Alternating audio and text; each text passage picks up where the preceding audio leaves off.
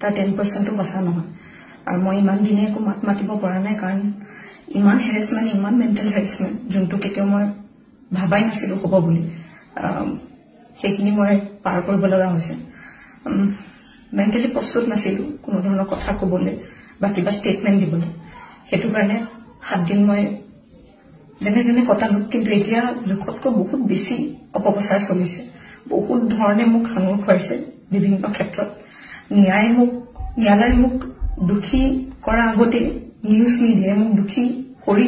মোক এতিয়ালৈকে ফাঁচি দিছে মোক অলৰেডি মই দুখী বুলি কথা কৈছে